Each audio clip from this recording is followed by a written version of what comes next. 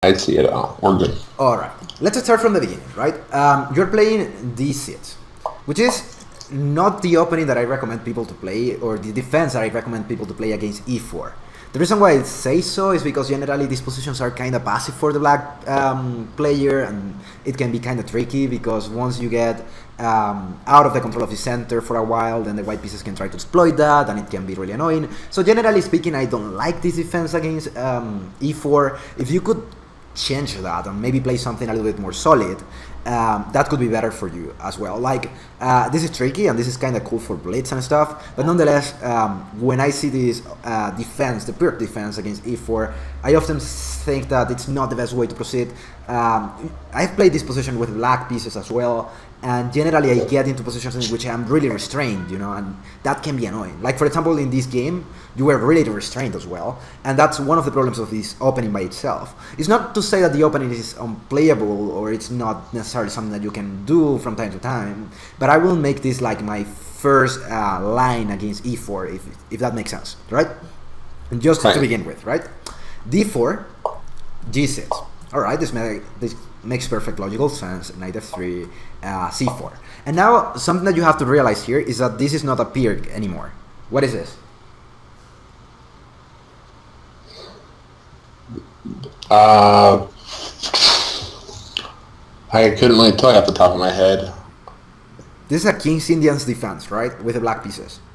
See how you have to comprehend also how to play the King's Indian's defense if you want to play the Pirc, because in many occasions you're going to find yourself in a position in which you're going to transpose to a King's Indian defense, right? Right, so the difference is, if I remember correctly, it's because C4 is played rather than Knight C3. Yeah, pretty much. That's what the difference is? Okay. And also, just the order of the moves, right? Generally speaking, when you play the King's Indian's defense, it's going to be like D4, Knight F6, let's say C4, G6, Knight C3, Bishop G7, E4, right? And this is going to be the King's Indian defense, like, most of the time. And here, black pieces usually play D6, and that's more or less the way it goes. But see how in this position that we're playing, basically we're doing exactly the same, just with a different move order, right? So we're transposing into this position, and now you have to know how to play these kind of situations, because you're not in a Pirc anymore. Now the plans that you had with a Pirc are probably not going to be as fruitful or are not going to be useful in terms of this position, so you have to be very careful with that, right? See how you castle, this makes logical sense as well, Bishop E2 and B6, right? You said that you wanted to play B6 so that you could play Bishop B7 or something like that, and maybe win a tempo on the pawn on E4, and then try to take advantage of that. But nonetheless, B6 in this position, what do you think is wrong with B6? B6, looking at it, doesn't really do me much good, because when the pawns get locked up in the center, which there's a good chance they're going to do, my light-colored bishop doesn't do me any good over on the B7 square. All right. Because now it's tied up and away from the entire fight. Is going to be probably over on the king side of the board here pretty quick. All right. Also, something important for us to notice here. B6, right? What are you doing when you move a pawn? You're generating weaknesses. That's the first thing that we have to see. Whenever we move a pawn up, we're generating weaknesses just due to the fact that the pawn is not going to be able to control the squares that it was controlling before, right? So when you play B6, one of the things that you're doing is that you're generating weaknesses in your white squares. And that can be a problem, you know? And I don't know if you can hear me, because I think my internet went stupid for a second. It did for a second. It just cut out. All right, just let's repeat that, right? Generally speaking, when you play a pawn move, what you're doing is generating weaknesses in your position as well, because the pawn is no longer going to be defending those squares, and that's a problem that you're going to have to face.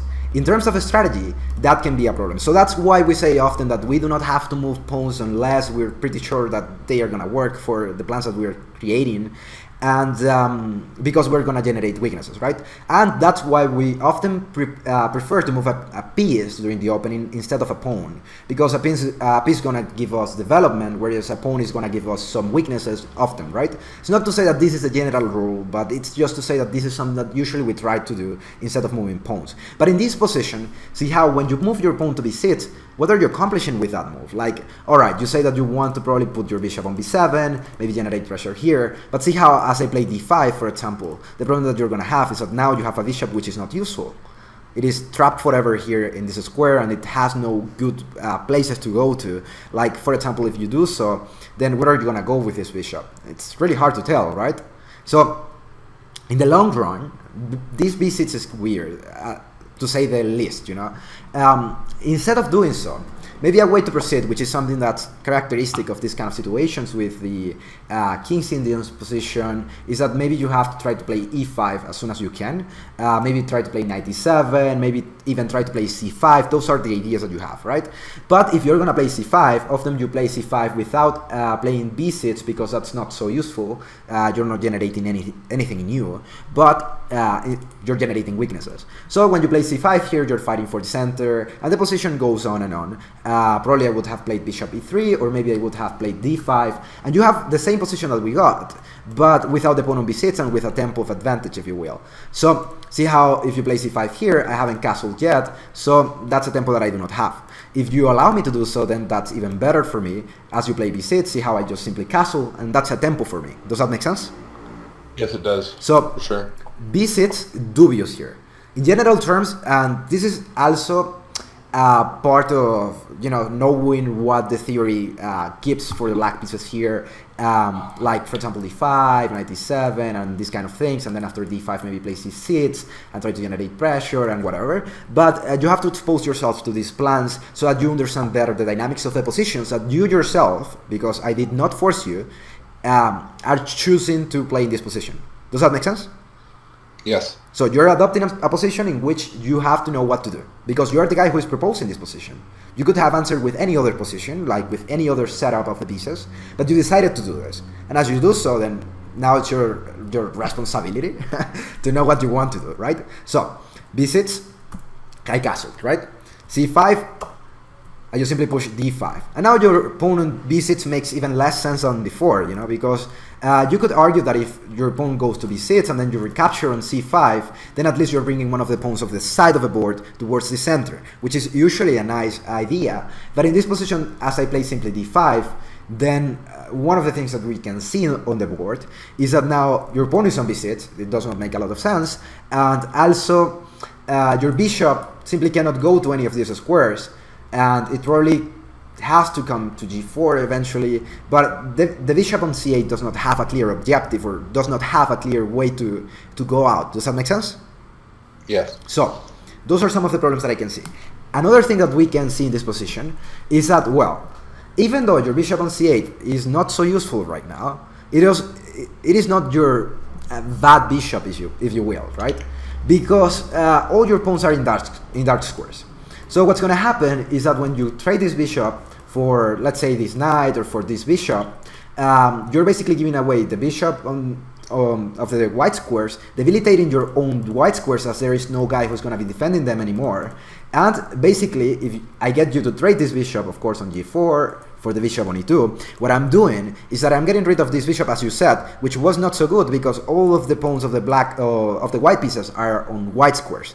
So what's going to happen is that, see how you're diminishing your mobility and giving me a lot of mobility in compensation. Does that make sense? Yes. So bishop g4, dubious as well. Another way to go here is that maybe you have to try to figure out how to break the center. Because if you do not do so, what's going to happen is that eventually I'm going to simply take advantage of the center. I'm going to start to push my pieces up. And probably you have seen this snake, like the boa constrictor, which basically just simply comes over the body of its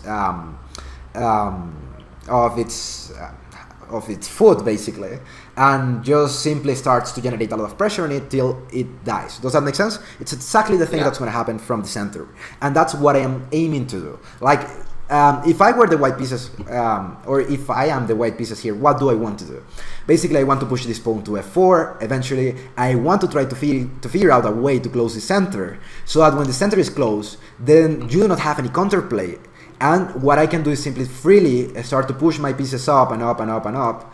And eventually, what's going to happen is that you're not going to have mobility. And what that's going to lead you to is to simply find yourself in a position where you cannot do anything. Does that make sense?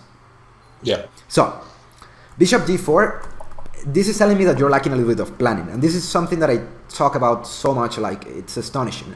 Like everybody would be a little bit bored that I repeat this, but we have to plan. We have to evaluate the position. So how do we plan or evaluate the position? I say this a lot as well. Basically, we sit down there and we see every single one of the pieces and we say, well, what's going on with you guys? And you guys tell me what you want to do in the future. Once you listen to your pieces and you say, well, tell me what you want to do, you'll basically pay attention to that and you say, well, I'm going to do that, right? But in this position, how do we do that? We say, well, what's going on with every single one of my pieces? These two guys are a problem because they haven't developed yet. This rook here, all right, it's on f8, but what am I doing with that? This bishop on g7 is probably my best piece, but even that's not doing so much. This rook on a8 is not doing anything. I do not have the control of the center. I do not have ways to take advantage of the pawn on c5 that I have in this situation, whereas the white pieces have a really simple plan of pushing f4 in the future and try to push e5 so that they are gaining even more space. That's another problem that you're facing here in this position. You're listening to your pieces, you say, well, what do you want to do, guy? I want to finish my development. Okay, you take that into consideration, right? You go to this other guy and you say, well, what do you want to do? I want to go out, but I do not have a nice square. And you listen to the guy and you try to take that into account as well. And then you go to the position of the center as well in this position and you say, well, what do I need to do in terms of the control of the center here to try to generate some sort of counterplay? Because if I do not do so, then my position is eventually gonna fall into the plans that I told you before. Just simply f4, e5, and I'm pushing my pieces up, and eventually you're gonna be constrained. And this is something characteristic of this kind of positions when people play this pawn structure here, right? You have to be really careful with these kind of moves. So, what to do now? Once you listen to your pieces and you say, well, what's your problem? What's happening with you? You listen to them. You're their psychologists. They tell you your problem, and you guys cry together. It's a really beautiful moment. And no. But what do you do then, right? You're going to say, well, taking in consideration every single one of the things that you have told me, what do I need to do? You're going to say, well, if I want to develop my pieces, what's the best square for me to have my pieces? What do you think it is in this position with the black pieces? Well, I think some of the good positions are going to be d5. That's a nice kind of post with the pawn E5, backing it right? up. Yep, All right. Putting a knight right there with the either one of the knights, probably the undeveloped one over on the b file. All right. Because it'll get there quicker than any of the other. Well, I guess it's 2 moves for either one of them, but get a nice outpost there. It does block in the dark-colored bishop, but it does allow I can move that piece out of the way versus the pawns that are locked up right now. And the bishop, the only square that it's got going for it at any point is going to be g4, but just putting it out there doesn't really buy me anything, and it gets rid of that, like you said, that bishop that can move freely through my pawns. All right. What about the center? What to do with the center? The center, my first instinct is to cut off one of the pawns either on the C or the D file, the C or the E file, because they're supporting the pawn that's already in the my side of the territory, and then just undermine it and go from there, I guess. I don't really know the best way of approaching that, but I know I need to get rid of that. All right. That pawn wedge in the middle. Here's the thing, right? You have to realize what to do with the center in this position. And I can picture a couple of options, or maybe 3 options here, to play with the black pieces. The first option is to try to play something like e6, which is common in Benonis. And basically the idea with that is that you're trying to break the center of the white pieces and maybe capture here so that eventually you have this square for your rook. You do not have to face the problem of the white pieces having so much space. Like for example, if I play e6 here and I capture on d5, you have one less center problem in that sense. Let's say that I captured with the e pawn, then I cannot push e5 anymore in the future. If I captured with the c pawn, then that's giving me some space on the queen side, and at the same time, well, I can move my rook to e8, where the rook is going to have some activity trying to control this pawn. Eventually I'll finish my development and probably try to push my pawns towards the queen side. That's one of the ideas, right? Makes sense. Okay. One of the pros of that move is that you're not blockading this bishop, right? One of the problems that you'll have in many King's Indians is that this bishop on g7 is often trapped. And what do I mean by that? The black pieces move their pawn to e5, and this bishop is then restrained because where are you going to go with that bishop? That's a good question, right? Another plan that you can play here would be something like e5 now. If the white pieces trade on e6, then that's good for you, I believe, because you can even take with the f pawn or just take with the bishop, and then the central pressure has decreased, and that's something nice for you. So in that sense, probably the white pieces are not going to take on e6, and if you play e5, then what you're doing is that you're stopping this pawn from advancing. At the same time, you're giving yourself a little bit more of the positions which are common in the King's Indians defense, and what you're going to try to do is to play something like, let's say, move this knight away somewhere, knight e8, or maybe even knight h5, and eventually try to break on the center. But see how I'm all about the center, because I know that if I do not pay attention to the center, I'm going to die, right? So that's not so nice. The problems of moving my knight to d7 and then to e5 is that, alright, let's say that you get your knight to e5. Then what? Where are you going from there? This is what I call in chess a really beautiful piece, which is not doing anything, you know? Because we all want to have a knight on e5. But once the knight is on e5, what are you going to do with that? Not much, other than just take away a few of the spots that the other pieces can sit on. But they're not sitting there anyway, except for the knight on f3. But there is a good question here, right? Remember that whenever your knight is 2 squares away from a bishop, it is somewhat dominated, because your knight has no squares to go to. That's one thing that we have to take into consideration here. Let's say that you get your knight here, and then I just simply move my knight away, let's say to e1, and I push f4. This knight has to go backwards, you're losing a lot of tempi, and I'm getting into my position, or the position that I wanted to play. So see how moving your knight to e5 in this position, even though it looks nice, it's not so nice at the end of the day, right? It might not be the plan that you want to follow here. Maybe it would be nice if you could trade some pieces so that you have less pressure on the position in terms of the lack of space control that you have. Often when you are lacking space control, one of the things that you try to do is to trade pieces so that the pressure on the position decreases and the other guy has less tactical outcomes. So if you do so, and of course the reason why I say so is because the less pieces that are on the board, the harder it is to sacrifice them and to go crazy on tactics, right? So that's nice, because you're down on space, and you want to decrease the chances of the guy basically exploiting it tactically. So that could be one of the ideas. If I could get my knight to e5 to trade it for other piece, makes certain sense. But nonetheless, that's not going to happen, because I want to keep my pieces on the board, unless trading pieces is good for me. So I'm going to probably move my knight away, I'm going to push f4, your knight won't have any squares to go to once you're here, because g4 is going to be controlled by the bishop, d3, whatever, f3, every single one of the squares is going to be controlled. Your knight has to go backwards, you have lost 2 tempi to get your knight to e5, I'm pushing f4, not so nice, right?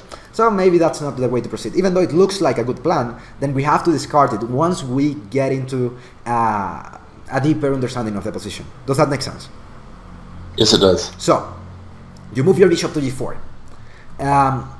Probably not the best way to proceed either, because maybe here I could have played simply knight e1 as well, and then wait for you to take on e2, and then as I take, then you have given your bishop away, and I am closer to my position, or the position that I want to play with f4, so that's another problem that you have. On the good side of bishop g4, you could argue that you are trading some pieces, but the problem that you have is that you are trading a good piece of yours, or a relatively better piece than this bishop on e2, and that's not necessarily the best way to proceed, I would say, you know? I'm not even saying that the things that I am saying right now are the things that the computer is going to say, but are some things that I am taking into consideration to generate a valoration or an idea of the situation that I am facing. Does that make sense? Yeah, so, for sure. Bishop g4. The other plan that I saw for the black pieces here, other than e6 and e5 to try to take control of the center, is maybe to try to push a6 and then b5, which is something common as well in Benonis. And the reason why I say so is because, well, you have to figure out a way to generate counterplay on the center, or otherwise you're going to find yourself in the position that we just discussed before. So one of the ideas that the black pieces usually have in these kind of positions is to try to generate pressure on this pawn on c4, and then maybe even try to generate pressure on the pawn on d5, so that eventually the center of the white pieces is not so strong. If you get to that position, then that could be nice. But I'm not sure if that's the best plan, because that seems a little bit slow. The times that's gonna take you to play this, and there are too many pieces defending this square b5 to break, that could be really difficult for you to get into that situation. But if you could, in another position, try to break with b5, that could be an idea. So at the center of the white pieces is not so strong, and eventually you can try to break it. Another plan with playing a6 and b5 is usually to open files so that your rooks can come here and generate pressure there. But one more time, that seems so slow, and I'm not sure if that's a way to proceed. Probably that would be my third option. Like if e6 and e5 do not look properly, or do not look like the move that I want to play, then I'd go for a6 and b5. But I cannot ignore the situation of the center here. Also, how to develop your pieces after you have done so, like after you have played, let's say, e5, well, or after you have played, let's say, e6. That's another thing that you have to be considering all the time. If I were to develop my pieces with a position in which I get into this pawn structure, then I will probably simply try to bring my knight to d7, probably play knight e8, then try to break with f5, and probably get into that position and try to push my pawns on the king's side. I have to be careful because probably the white pieces want to do the same. Like after e5, they're gonna move their knights, their knight away. They're probably gonna push f4, and they're gonna get into a pretty much symmetrical position. So that's something that you have to be careful with, or not symmetrical position. That's not the word that I'm looking for. What I'm looking for is more or less a similar plan, if that makes sense. So bishop g4. Now see how deeper we are going into the position, right? Like, before you were saying, well, what do I do here? I need to finish my development. But the problem that you have is that you are considering the development as the only thing that you have to do. And that's not necessarily the way chess goes, right? Development is one of the things that you have to take into consideration within the frame of every single other aspect of the board. Does that make sense? Yes, it does. So, development cannot be the end. You know, development has to be a mean, has to be a way to get into the position that you want to play. It cannot be an end. It cannot be something that you want to do regardless of the consequences. It has to be something that you want to do, and that's leading you to a position which is gonna be better for you. So that's something to take into consideration. Do not make development your only goal. Make development one of the goals within the frame of every single aspect of the position. You know. So that's really important here. Bishop g4, bishop e3. I'm not doing anything crazy. I'm just finishing my development. Like, for example, see what I'm doing here. I just finished my development. I got a decent central control. I have my pieces out. My bishop on e2, my knight on f3. So this is exactly what I wanted to play before. Like, this is the setup that I usually get against King's Indians. And this is what I wanted to do. And the position in which I wanted to prepare something else. And see how you're pretty much doing something similar, but the problem that you have is that your center is not so strong, and you played b6, which is a lack of a tempo here. So that's giving me an edge. It's not to say that I'm winning, and it's not to say that I'm killing you right now, but if you do not keep up with the moves, eventually your position is going to start to fall. Why? Because I have a little advantage. And if you do not try to play actively, and if you do not try to stop me from taking advantage of that situation there, in which, or of that advantage that I have, what's going to happen is that you'll find yourself each time more constrained and more constrained and more constrained. That's going to be difficult for you. So you have to keep up. Knight vd7, alright, that's a move that makes sense. Nonetheless, you have to define what you want to do with your center. I think you cannot wait so much to do so. See how now I just simply play knight e2. I say, well, this bishop on d4 is probably better than my bishop on e2. My bishop on e2 is not doing anything anyways.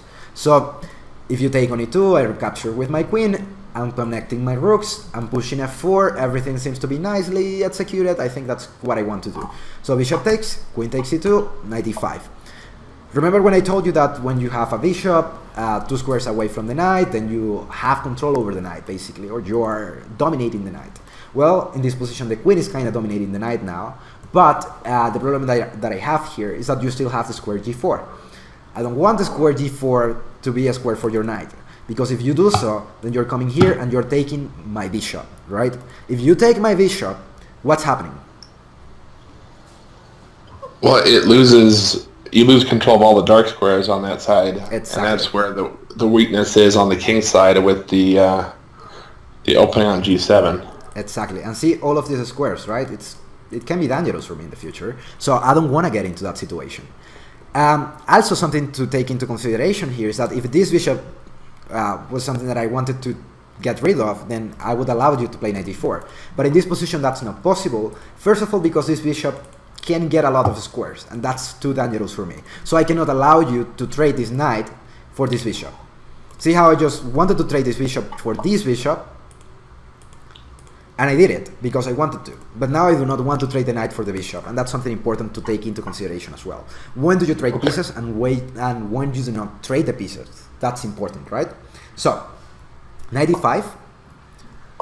One more time here. You're thinking that your knight on e5 is going to be really nice, and I agree with you.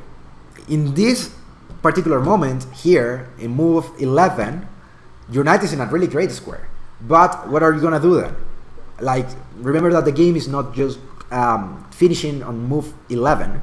The game is finishing who knows when, and there are many moves to be played yet. So, if you're here with your knight on e5, where are you heading with this knight? You cannot just simply move a piece to a position where it looks nice if you do not know what to do next. That's important here. And see how after I played h3, this knight is doomed to go backwards, because there is no way that you're going to stop me from playing f4. Your knight cannot go to c4, to d3, to f3, g4, it is done. It has to go backwards, you're losing tempo. Rook e8. I wonder why, because if you're playing rook e8 now, I think it's kind of too slow. I'm not so sure what you're trying to do there. Like with your rook on e8, see how you have to pay the consequences now. You have to pay the consequences of not having played a really good setup with your pieces during the opening. Now you have to pay the consequences because you are down on development, you're down in terms of the central control, you're down in terms of mobility as well, and that's something that you have to pay sooner or later. So something that you said here when I played h3 and that I made a note here was, well, h3 generates a weakness. Maybe I can take advantage on the h file. And something that I want to tell you here is that, have you ever heard that saying which goes like, if a tree falls in a forest and nobody hears it, does it actually make noise? Right. If there is a weakness on the board and you cannot exploit it, is there a weakness? That's a good point. That's a good question, you know? Like, I never really thought about it like that, but yeah, that's a good point. That's important. I mean, these are the questions that, you know, keep you awakened late in the night. Like, if the weakness cannot be exploited in the future, is it actually a weakness?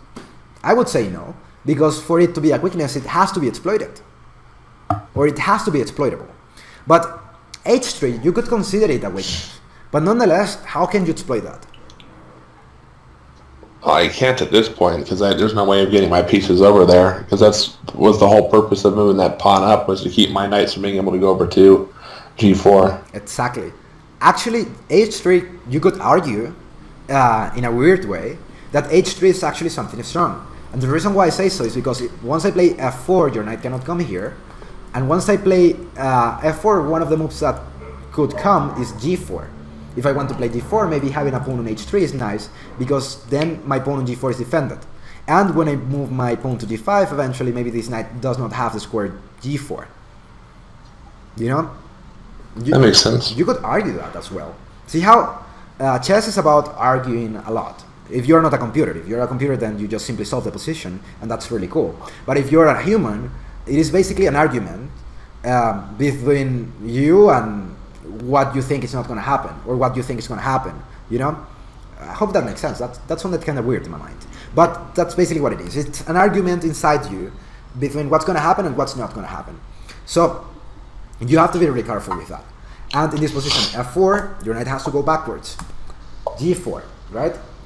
And here in move 13, you said, well, I do not know what to do strategically now. And this is something that you said. I took a note. And something important to notice here is that maybe it's too late, you know? Maybe it's getting late. Because to know what you should do strategically, maybe you should have started here. You know? Okay, that makes sense. But maybe it's getting really late, and now you do not have many strategical outcomes. Maybe you do not have many strategical ways to go in the position. Why? Because you have lost them before. Now when you realize that you're in trouble, you go like, oh my god, what do I do? But maybe you should have known that here. That's really interesting, you know? So, something to be careful with. Rook e8, f4, 97, g4, e5. See how now e5 is coming too late? Because now something that I have is too many pawns coming to your position.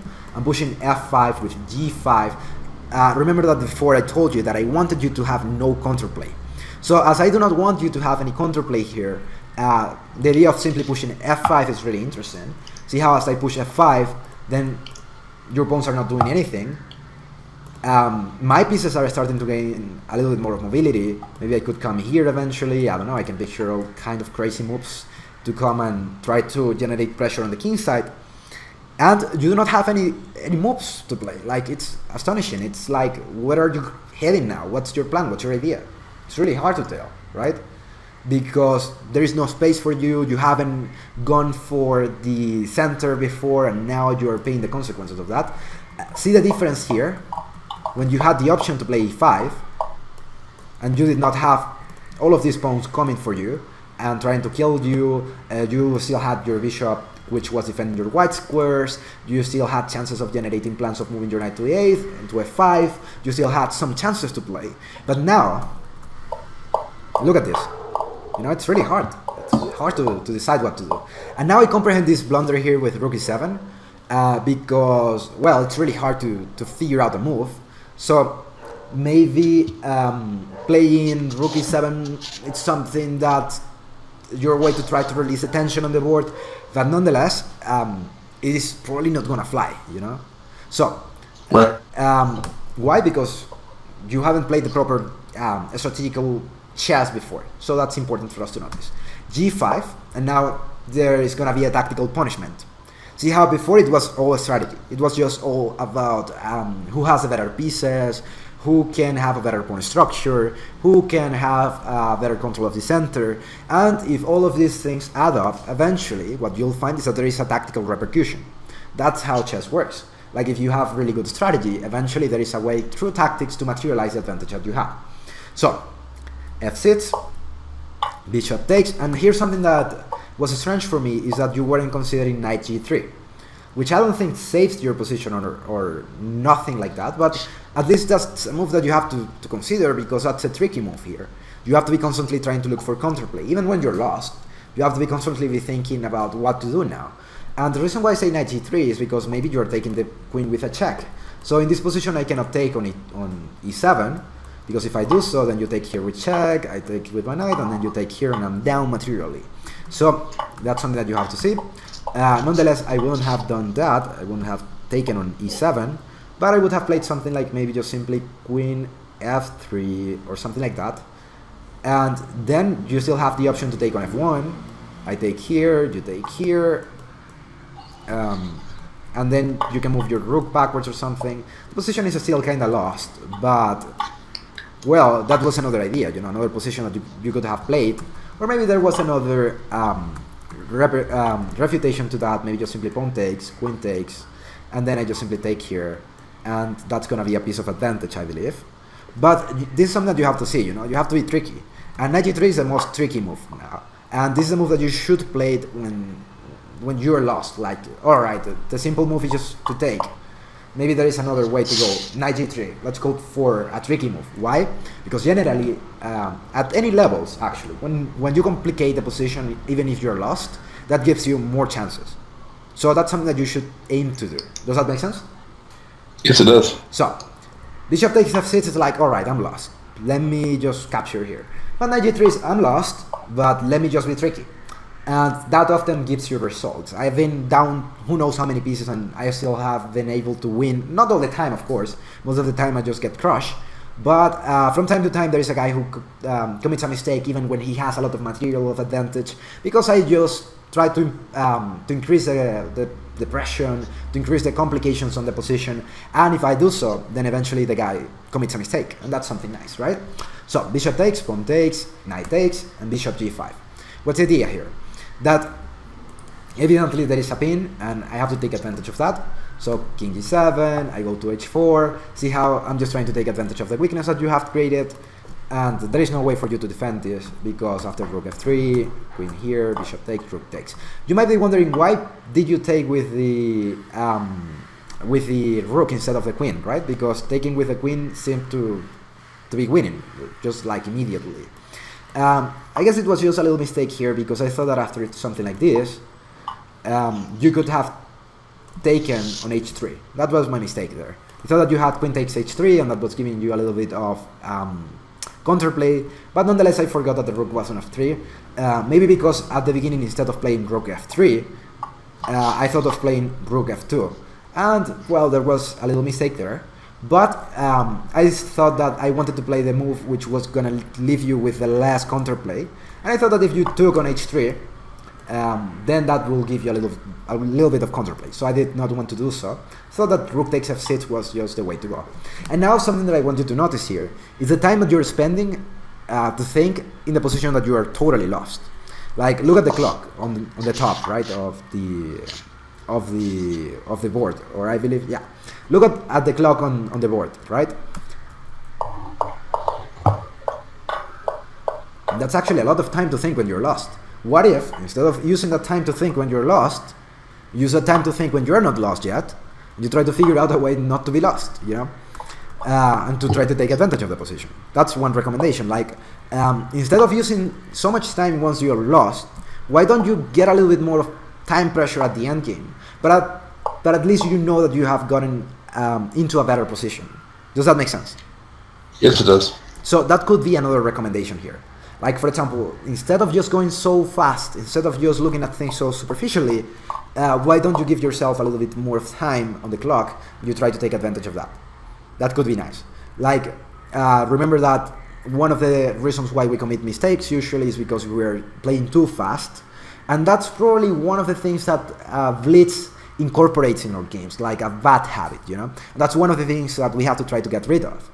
I would rather be in a position in which I have less time on the clock, but I have a decent position, than being in a position in which I have a lot of time on the clock, but I'm totally lost, you know? So, how do we get rid of that bad habit? Try to play maybe longer time controls. That would be really nice for your chess. Like, if you can try to play longer time controls, you have more time to execute on these kind of thoughts, which are deeper, right? Because for me, it is easier to talk about all of these maneuvers, to talk about all of these things, because I'm already accustomed to these kind of positions, and because I have gotten crushed so many times that I cannot even remember, but I remember the patterns and I'm able to use them, you know? Like, I've been crushed in so many similar positions like this one before, that now when I am in a position like this one, I can just simply try to use the patterns that I have seen before and implement them, or just try to take advantage of them in these situations, or try not to get into the positions in which I have been lost before. So that's why we have to lose a lot in chess, because eventually, after we have been crushed so many times, then we learn how to crush people out of experience, and that's something really nice. Also, I believe this was a really interesting game, because there were many nuances which we could touch about the King's Indians positions, about how to play these kind of positions in which you are restrained, and I think that's really nice. Also, if you have any comments or if you want to say something, I'm all ears for you. Well, I appreciate the thought that goes into this, because that's one of the things that I struggle with, because people don't like to play, they seem not to like to play longer time controls online, especially with, I play a lot of, like, you know, Chess 960 and Crazy House and whatnot, and so people like to play, like, bullet games, and it's terrible for me, but it's better than not playing at all, so I kind of run into that struggle. I'd like to play a little bit longer of a time control, maybe like 5, 10, 20, I've played games that have lasted an hour over the board, and it gives me a better chance to, like, think about things and kind of, go over kind of calculate my thoughts because I don't have the experience that a lot of people do, and so I find myself getting into one or two positions. I'm thinking about, just trying to find one good move rather than thinking about like a long-term plan. That's probably I feel like one of my biggest struggles is I'll just look for like a good move, like that, putting that knight, marching it all the way over from the B file over and putting it over on, moving it over. That, I mean, it looks pretty, but it doesn't do anything, and I don't really think about that. I'm just thinking about, okay, this develops my piece, and it puts me out in the center, and it helps my control, but I don't really have like a plan. So I have a really hard time like evaluating, especially like closed middle game positions. So kind of your insight with how you were talking about the bishops versus the knight was definitely helpful. I never thought about it quite in that fashion, where when they're really close together, even though they're in a close position, it really limits the knight from being able to do much of anything. Even though the bishop can't go anywhere, it makes me have even fewer options. Exactly. And then, so that really helped me. And then you were talking about just developing a plan and thinking about what each piece needs. And I don't always think about that. I'll just think, again, I'll just be looking like, okay, that's probably the best looking move that I have. So if I put like 4 or 5 good looking moves together, then, I have to be winning, right? And that's kind of my really misguided thought, but I don't have a different way of looking at it because I just don't know any better. Yeah, actually, another thing that I would recommend you is to think a lot about the moves of your opponent. Because something that I can see a lot is that usually people, and even you are included here, are thinking too much about their own moves, but they forget to think about the moves of the other guy as in depth. Like that's something really important, and that's something that can help you a lot in your chess. Do not be caught up in your own moves. Remember that chess is a game of 2 guys. You sit down there and the other guy is thinking how to mess your position and how to simply kill you. You have to be thinking how the guy wants to kill you. That's something important as well. And that's something that I can see that you are lacking a little bit, because see how many moves I've played, like for example here, F4. It's a simple move that I wanted to play, but it's something that didn't come to your mind. And the reason why it did not come to your mind is because you were too focused on the knight going to E5. And you were forgetting that the other guy has some moves as well, and he can try to take advantage of the position as well. And that's one of the problems that you can have, right? So in this sense, that's another thing that I would recommend you to be really careful with. I would recommend you to be constantly thinking about how the other guy wants to kill me. Also, if you like this, it would be really nice if you share this with the community, or if you share this with other people so that they get a sense of this and they could take advantage of the videos on YouTube or whatever. That could be really nice. If you could share this with other people and spread the word, that could be really nice.